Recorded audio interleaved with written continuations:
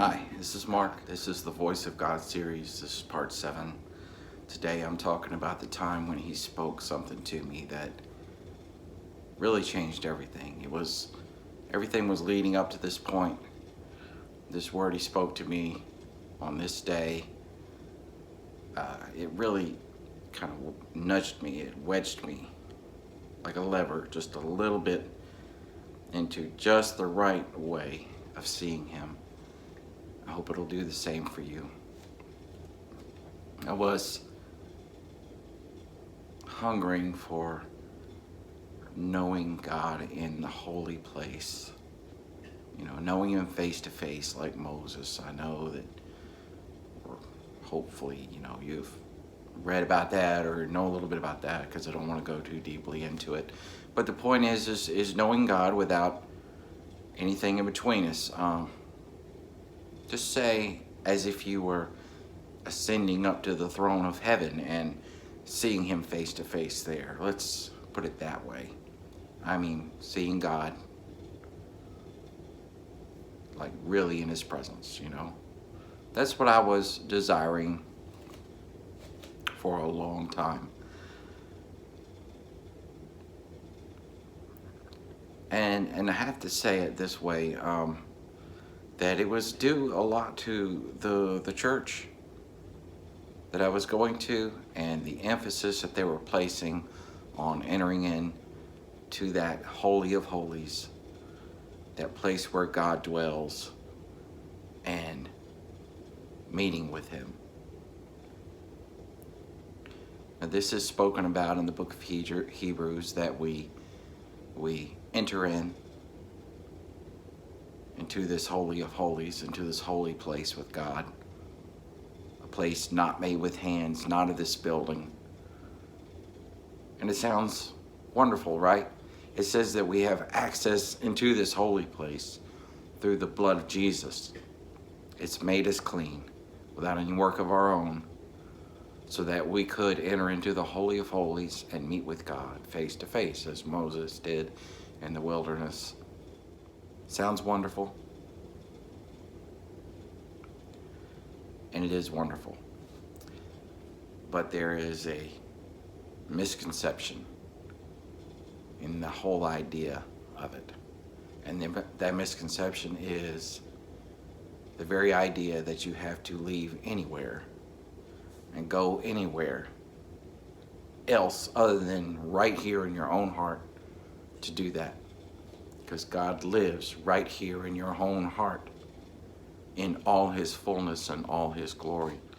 This word was so instrumental in teaching me that it was only 3 days after that I actually saw him in me in a way which I've spoken about in passing a few times. I'll speak about more in another video. Actually saw the Spirit of God in me, actually saw him, not in a physical way, but in a spiritual way, as I was speaking about last time. You have to see God spiritually, because he is a spirit. See with spiritual eyes. He was there when I saw him this day, and he was looking at me as if to say, I've been here all along. Now you finally see the part of you that's me. That's basically what I saw out of that. But this word today is the one that nudged me into that place where I could see it correctly, where I saw God correctly, where I saw him as real in me as he was in heaven itself. As I said, I was desiring to have that holy place experience. But up to now, for quite a while, that idea had slipped my mind, because the experience I was having with God was so real and so tangible already, that the idea of, having some greater experience sort of,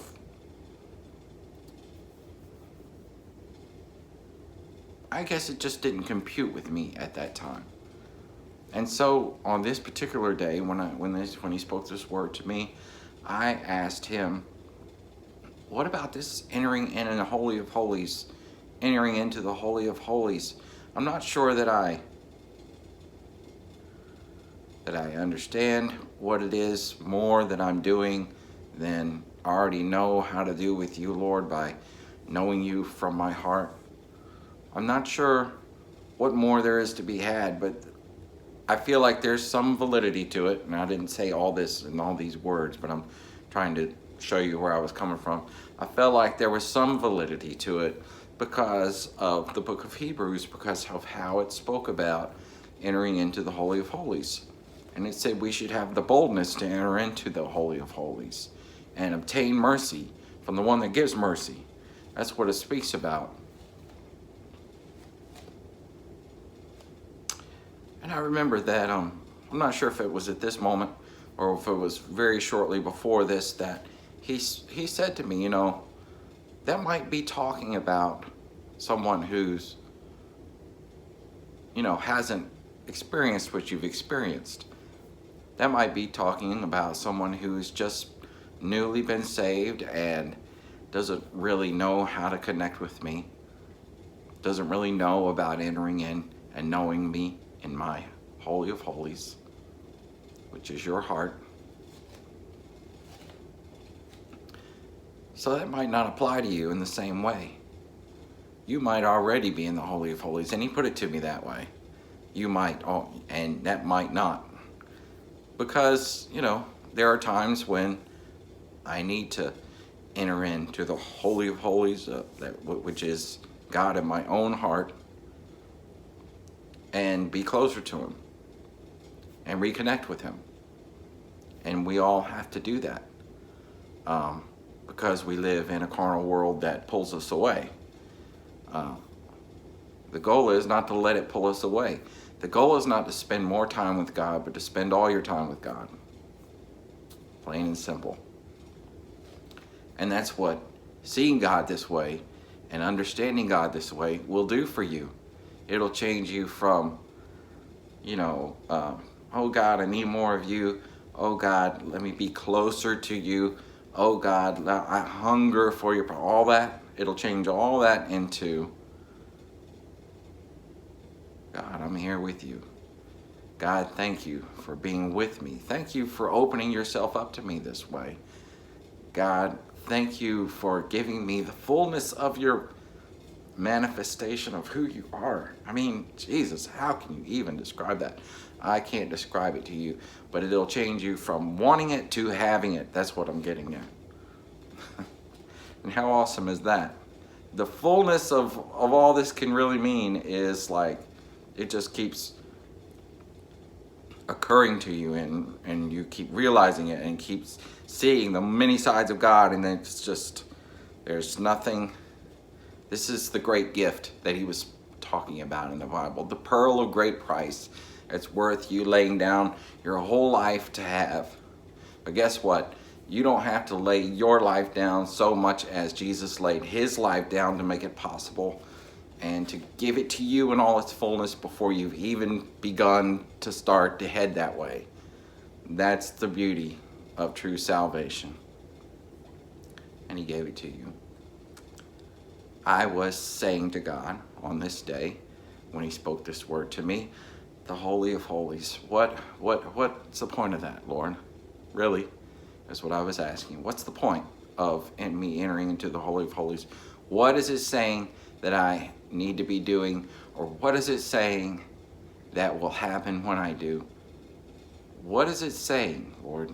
This Holy of Holies that I'm not already experiencing, but, walking with you in the cool of the day as I've been doing, and spending time with you and knowing you here just as we walk and as we talk. What's the difference? What am I entering into? He asked me a question. What makes the holy place holy?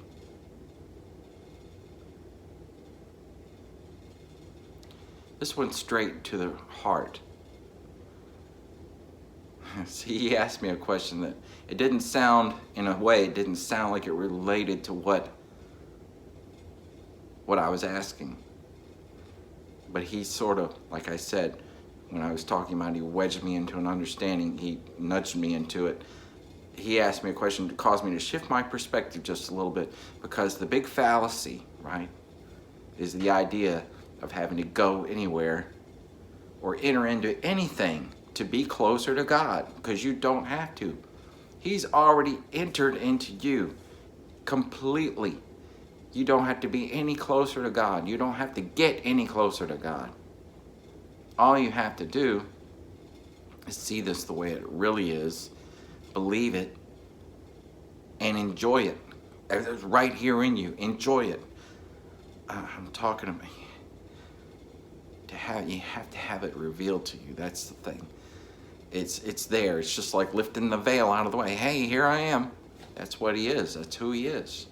He is in you already. If you have ever received the Spirit of God through Jesus, you have the real God. He proved that to you by raising Jesus from the dead in his physical body, a man raised from the dead, walking around, speaking to his disciples, living eternal life.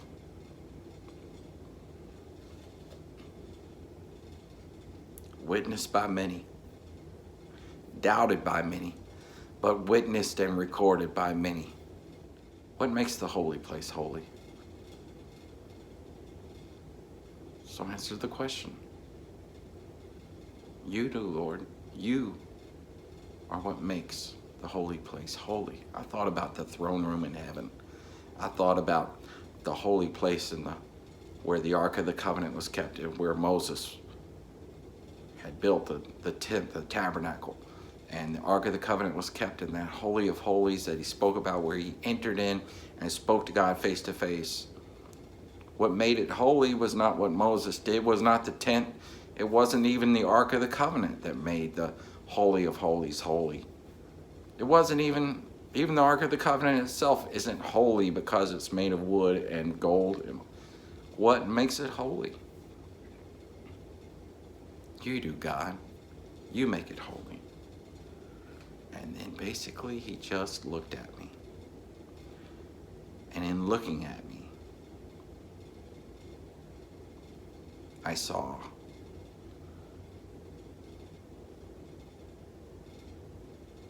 who am I speaking to? You see that? Who am I speaking to right now?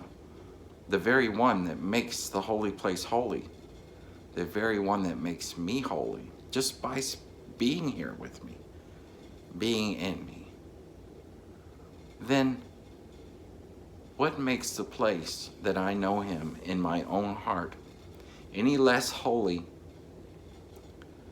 than heaven itself, than appearing before him face to face like a lot of us imagine after we die, and appearing in heaven before him and finally seeing God one day, finally seeing him? Oh, everything will be so wonderful. See, that's a wrong perspective. He's already come across the gulf. He's already bridged the gap. You see, it can be so wonderful right now. You see this. What's the difference between knowing me? You know, I'm inferring this from the look that he gave me. What's the difference between knowing me here in this Holy of Holies and coming up to heaven and seeing me there? It's no greater. It's no more wonderful an experience. And this is why I say you don't have to go anywhere. This is the place. It's being true to this. It's being who you are, who you really are. It's knowing him here. Which brings up another point. Purity, right, is not being without fault. All right? It's being thoroughly yourself. Be thoroughly yourself with God. with nothing. It's like a bag of salt. What makes it pure is that there's nothing in there but salt. That's you. You want to be nothing in here but you. And then let God be God. And you get to know him without anything between you, because you don't have anything but you in there. You and God.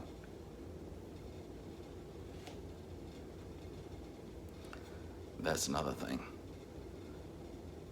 What makes the holy place holy? You do, God. Then who is in you?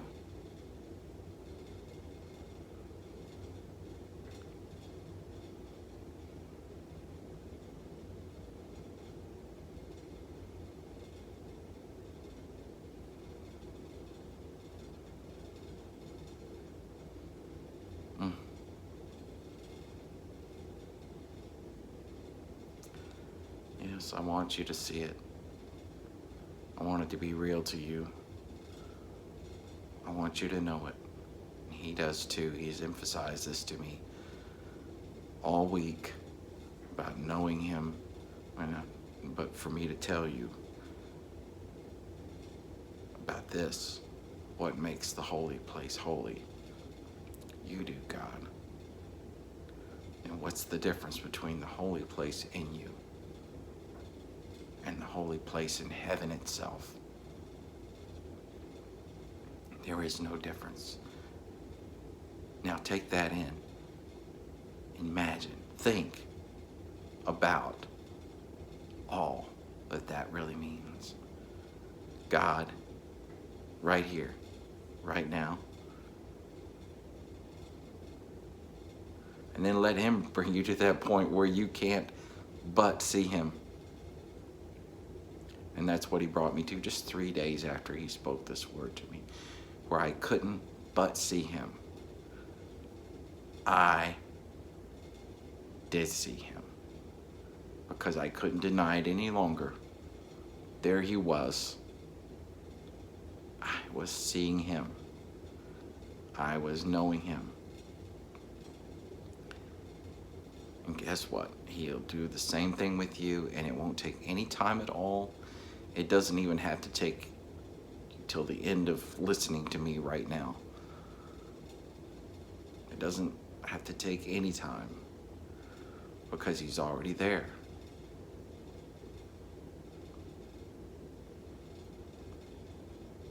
Okay, well, that's enough for now. I'll continue these videos, I'll continue these messages, and I'll continue telling you the things that God told me. I hope it'll become clearer to you if it's not clear already. But if it is clear already, then it will just be me and you sharing the wonder of knowing God in our hearts, which, believe me, is probably the most worthwhile and wonderful thing that you could experience. The pearl of great price, the kingdom of heaven. This is something that Jesus said one time.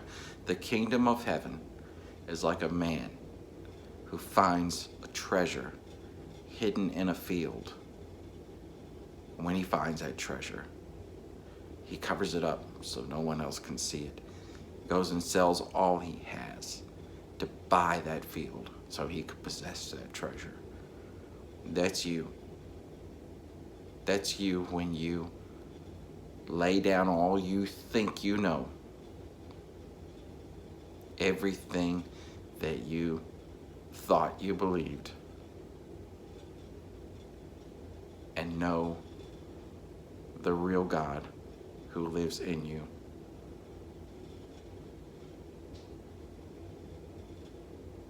Straightens everything right. Gets everything lines up with his spirit inside your heart. Because he's there to shine out and shine through it all and make it all cohesive to himself. And then you see him. Thank you for listening.